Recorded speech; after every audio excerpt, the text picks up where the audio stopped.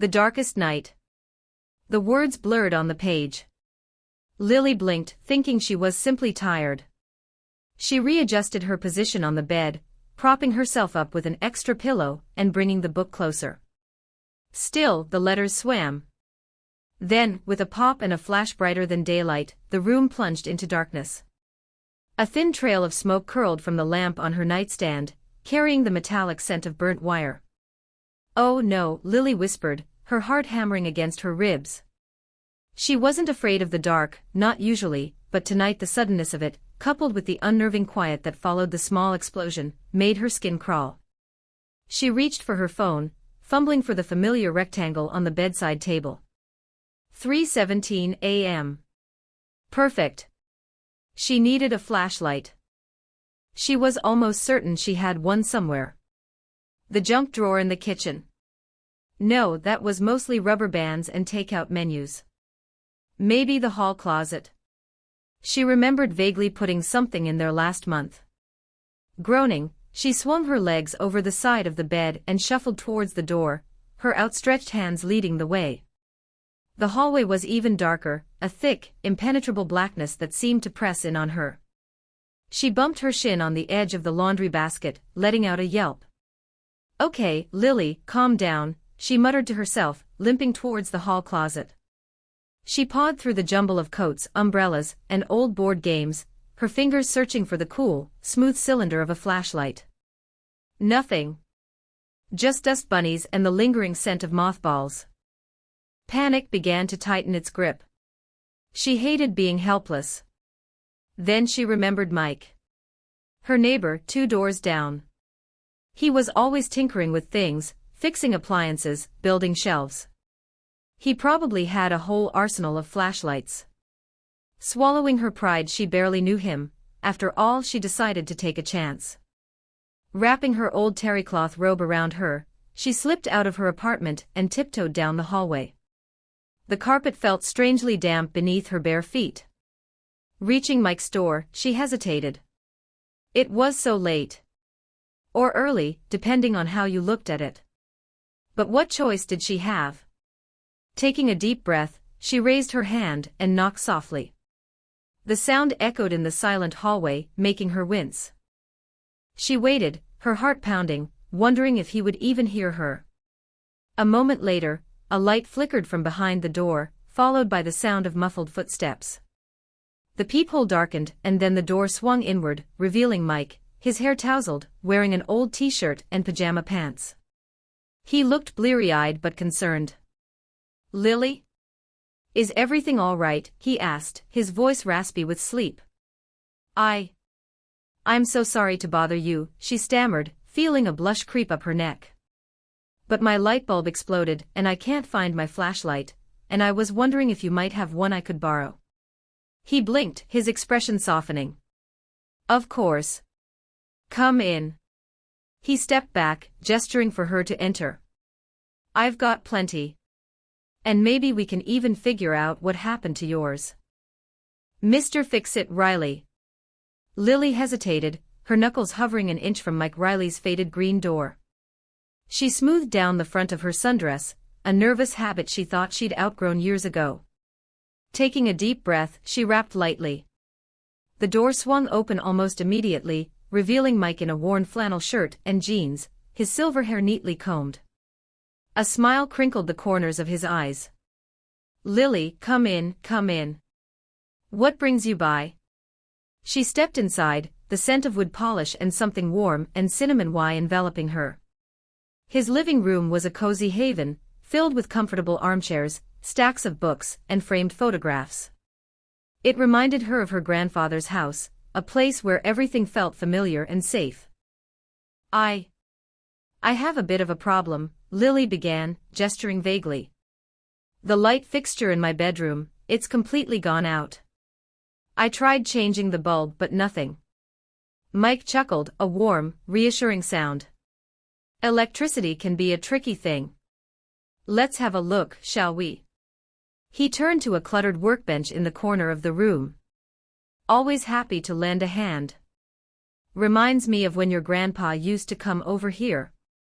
We fixed everything together, from leaky faucets to broken radios. He began rummaging through drawers filled with tools, the metallic clink echoing in the quiet room. Lily watched him, a strange mix of gratitude and unease swirling within her.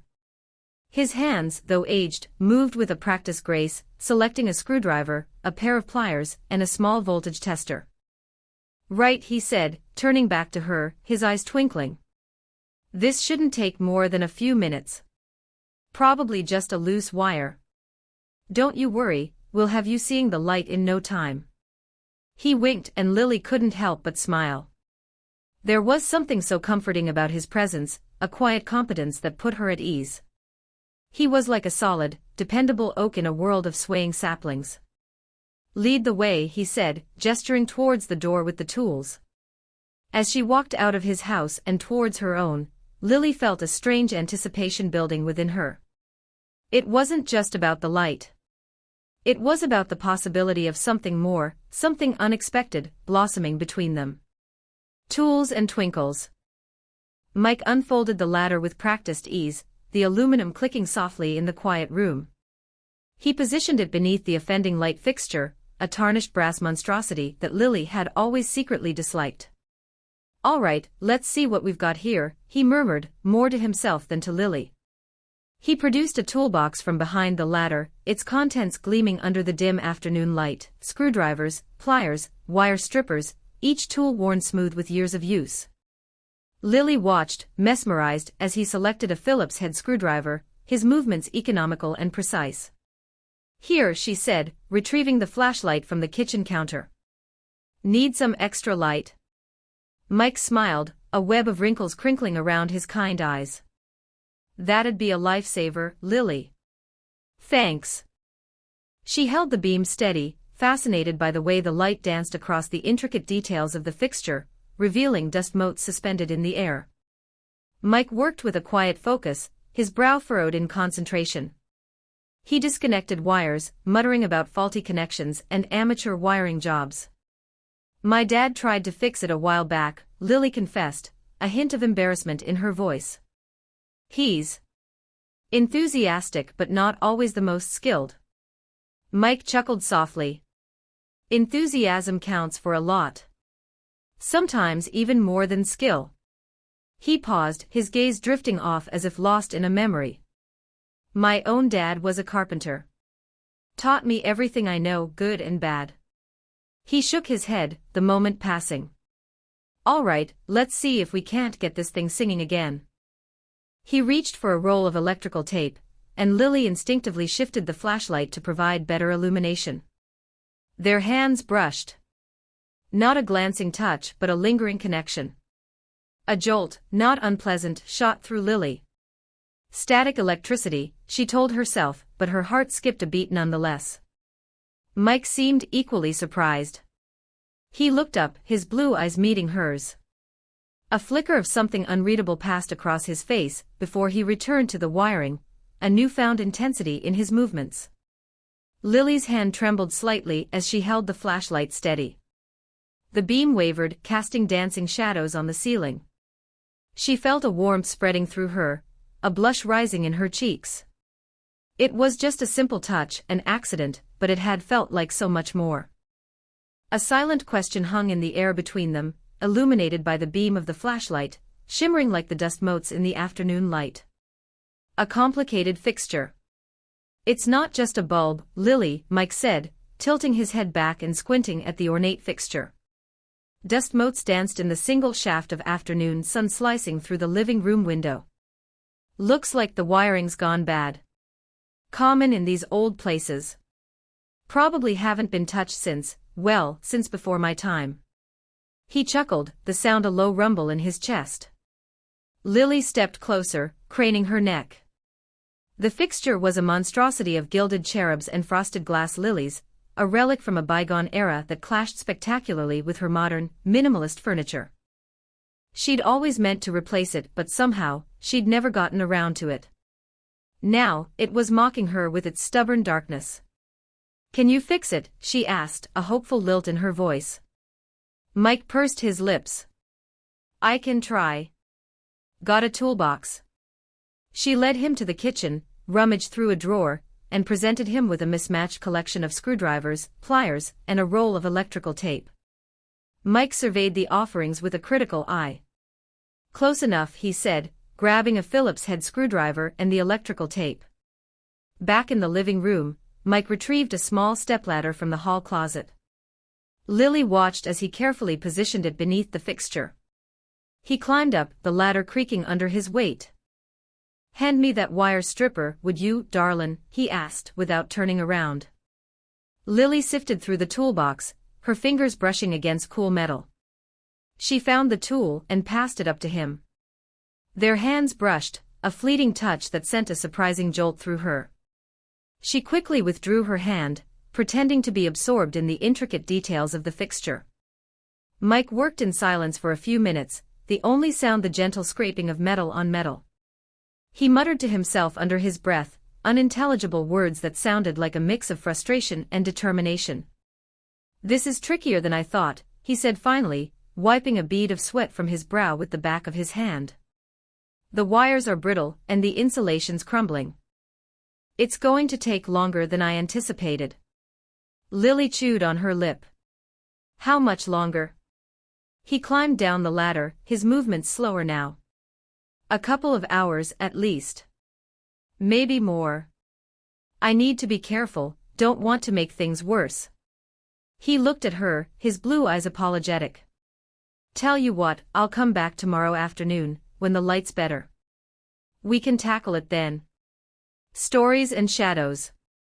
The old desk lamp hummed softly, casting a warm circle of light on the cluttered workbench.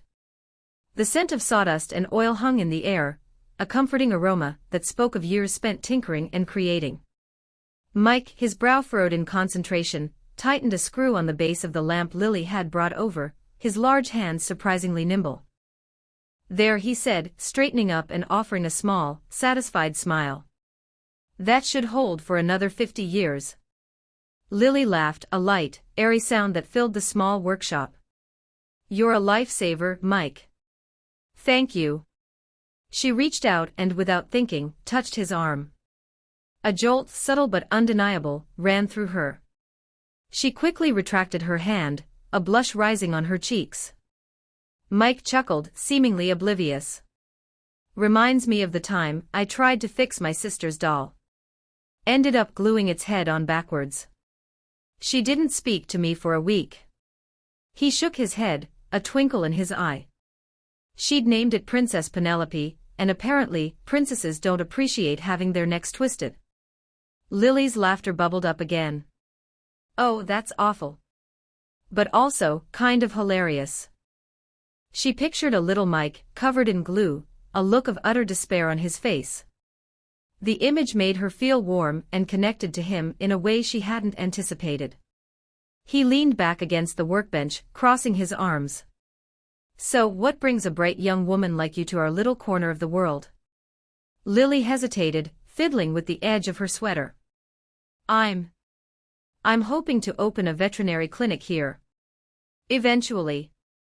I've always loved animals and this town feels right. Peaceful." She looked up, her eyes shining with a hopeful light. "My dream is to help animals, you know. To make a difference in their lives." Mike's gaze softened. "That's a noble dream, Lily. A good one." He paused, his eyes drifting towards the window where the last rays of the setting sun painted the sky in hues of orange and purple. "Dreams are important. They keep us going." The silence that followed was comfortable, filled only with the quiet ticking of a clock on the wall, and the distant chirping of crickets. The room felt smaller, warmer, the shadows dancing around them like secrets whispered in the dark. Lily found herself drawn to the lines etched around Mike's eyes, each one a testament to a life lived fully, a life she suddenly felt incredibly curious about. "What about you, Mike?" she asked softly, breaking the spell. "What were your dreams?" He smiled, a hint of melancholy in his eyes. "Let's just say they involved more sawdust and less Princess Penelope's." He winked. "But some things are best left as stories in the shadows, wouldn't you agree? Feathered friends." Mike squinted up at the offending fixture, a tarnished brass monstrosity dangling precariously from the ceiling rose. Right then, Lily. Let's see what's causing this ruckus. He hoisted himself onto the stepladder with a surprising agility, his movements economical despite his age. The ladder wobbled slightly. Careful, Mike. Lily called out, her stomach doing a little flip-flop as she watched him. He gave her a reassuring smile. Been up worse ladders than this, lass. Back in '68, I was helping old man Hemlock patch his roof after a hailstorm. Now that was a climb. He fiddled with the screws, his brow furrowed in concentration. Lily, perched on the arm of the sofa, felt a curious blend of nervousness and anticipation. The air crackled with unspoken electricity, a sensation she couldn't quite name but knew stemmed from Mike's proximity. Aha, he exclaimed, finally loosening the last screw. The fixture swung open, revealing not tangled wires as she'd expected, but a tightly woven nest of twigs, moss, and soft cotton batting. Good heavens, Lily breathed, rising to her feet. Nestled within the makeshift home, 5 tiny, featherless birds huddled together, their beaks gaping wide in silent expectation. Their skin was a shocking pink, almost translucent, and their eyes were mere slits. Mike carefully tilted the fixture, offering Lily a better view. Well, I'll be. House finches, I reckon. Clever little things, finding a spot like this. Lily gasped, her heart swelling with tenderness. They're so small. She felt an unexpected surge of protectiveness, a fierce desire to shield these vulnerable creatures. Mike's gaze softened as he looked at the birds, and then back at Lily. There was a quiet understanding in his eyes, a shared appreciation for the delicate beauty of life. They are. Life's a fragile thing, Lily. Gotta be careful with it. He paused, his voice tinged with a wistful note. Reminds me of when my Mary used to rescue injured birds. Always had a soft spot, she did. The unspoken grief hung in the air, a silent testament to a love lost. Lily stepped closer, drawn to Mike's quiet vulnerability. They're lucky to have you find them, Mike. He chuckled softly. Lucky? More like I'm lucky to have found them. And you, lass. He carefully closed the fixture, leaving a small gap for the mother bird to return. We'll need to be quiet for a few days, let them fledge. And maybe put out some birdseed in the garden. Lily nodded, her eyes shining. The broken light fixture was forgotten. In its place, a shared secret, a tiny spark of wonder that had ignited something deeper between them. A gentle touch. Mike stretched, his joints popping like firecrackers. Right then, he said, reaching for the stepladder leaning against the shed. Let's evict these little squatters. He positioned the ladder carefully under the eaves, the aluminum legs biting into the soft earth. Lily watched, her breath catching in her throat as he climbed. The late afternoon sun cast long shadows, painting the yard in hues of amber and gold. She noticed the way the light glinted off the silver in his hair, the strong set of his jaw as he concentrated. Careful now, she murmured, more to herself than him. He chuckled, a low rumble in his chest. Years of climbing trees as a boy, Lily. I'm practically part monkey. He reached the nest, a haphazard collection of twigs and mud clinging stubbornly to the porch light fixture. He prodded it gently with a gloved hand, trying to loosen its grip. Persistent little blighters, aren't they? With a final tug, the nest gave way, tumbling to the ground in a dusty heap. As he reached down, steadying himself, his hand brushed against Lily's back. A shock, like a tiny lightning bolt, surged through her. Her skin prickled, and she involuntarily gasped. It was a fleeting touch, barely there, but it left an undeniable impression. Mike froze, his hand hovering in the air. Oh, sorry, didn't mean to. Before he could finish, Lily's phone buzzed insistently in her pocket. She fumbled for it, her cheeks flushed. Hello, she answered, her voice a little shaky. Lily, darling, it's Mom. Her mother's voice, usually a soothing balm, felt intrusive, like an unwelcome guest crashing an intimate gathering. Just checking in. How's the light fixture coming along? Lily glanced up at Mike, who was now carefully descending the ladder, his gaze averted. It's coming along, she stammered. Mike's taking care of it.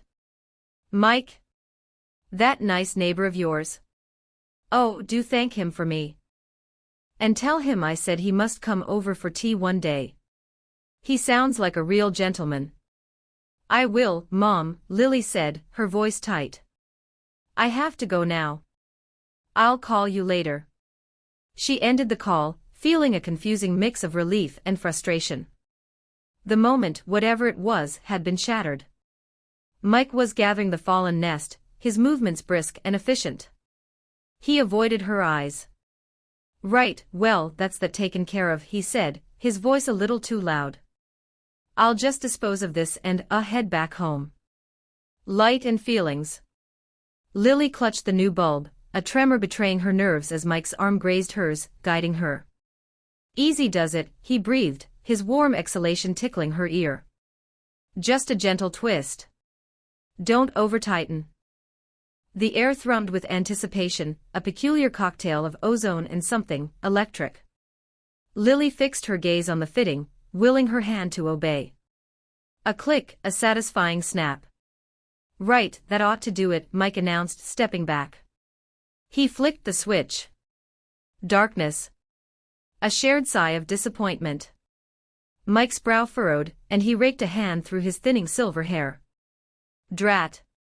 Thought we had it. He retrieved the screwdriver, muttering about possible short circuits. Lily watched, captivated. The intense concentration etched on his face, the slight quiver in his weathered hands. He was so present. An anchor in the storm of her life. Here, she offered, surprised by the steadiness in her tone. Let me hold the leads. You check the connection. Mike hesitated, then conceded with a nod. Careful now. Wouldn't want you getting zapped. He showed her precisely which wires to secure, his callous fingers lingering a moment too long against her own. Her pulse quickened. She held her breath, focusing intently on the insulated rubber, determined to recall his instructions. Mike tightened one screw, then another. Okay, give it a go. Lily's eyes flickered shut for a heartbeat before she flicked the switch. A sudden surge of illumination banished the shadows. More than just light, it was revelation. It revealed the fine layer of dust suspended in the air, the comforting shabbiness of the room, the laugh lines radiating from Mike's eyes. It revealed a truth that had been quietly blossoming within her for days. He glanced up, his eyes locking with hers. His expression was unguarded, vulnerable, a perfect reflection of the emotions churning within her. A silent question hung in the air. An unspoken invitation. The silence stretched, weighty and profound, broken only by the steady hum of the newly enlivened bulb. Lily swallowed, her mouth suddenly parched. She couldn't break the connection. She didn't want to. Then, a slow smile bloomed across Mike's face, deepening the crinkles around his eyes. Well, I'll be darned, he murmured, his voice tinged with a sense of wonder. A confused heart. Mike cupped his hands around the tiny birds, his large fingers surprisingly gentle. Lily watched, holding her breath, as he extended his arm towards the nest, a haphazard collection of twigs and grass tucked precariously amongst the thick leaves. He spoke softly to the birds, a low murmur Lily couldn't quite decipher. Then, with a deft movement, he placed them back inside. The mother bird, which had been flitting anxiously between branches, landed on the edge of the nest. She chirped a sharp, scolding sound, then seemed to relax as she nudged her offspring. There, Mike said, stepping back. Good as new. He wiped his hands on his faded jeans, a faint smile playing on his lips. They'll be all right now. Lily let out a breath she hadn't realized she was holding. Thank you, Mike. I really appreciate it. I didn't know what to do. The afternoon sun caught the silver in his hair, highlighting the lines etched around his eyes. He looked good. Really good. He shrugged, the movement causing the fabric of his worn denim shirt to pull taut across his shoulders. No problem, Lily. Glad I could help. Reminded me of when my kids were little. Always bringing me stray animals. A hint of wistfulness colored his voice. The silence stretched, filled only with the chirping of the birds and the distant hum of traffic. Lily felt a strange pull, a desire to stay, to prolong the moment. But she knew she shouldn't. Well, she said, forcing a bright tone, I should get going. Thanks again. She turned to leave, her hand brushing against his arm. The fleeting contact sent a jolt through her, a sudden awareness of the warmth and texture of his skin. She quickly pulled away, feeling a blush creep up her neck. Anytime, Lily, Mike said, his eyes meeting hers. There was something in his gaze, a depth she couldn't quite interpret. The walk home felt longer than usual. The setting sun cast long shadows, distorting familiar shapes into unfamiliar forms. Lily replayed the afternoon in her head, each moment, each touch, each shared glance magnified and scrutinized. The birds. The ladder. His hand steadying hers. The way he looked at her. She unlocked her front door and stepped inside, the cool air of her apartment a stark contrast to the warmth she had felt in Mike's presence. She dropped her keys on the table, the clatter echoing in the silence. Confusion swirled within her, a tangled mess of emotions. Happiness, definitely. Gratitude. But also, something else. Something she couldn't quite name. A flicker of attraction. Discomfort. It was all so muddled, so unexpected. 60 years old. He was 60 years old. And she was drawn to him. The thought was both thrilling and terrifying. She kicked off her shoes and sank onto the sofa, burying her face in her hands. What was happening to her?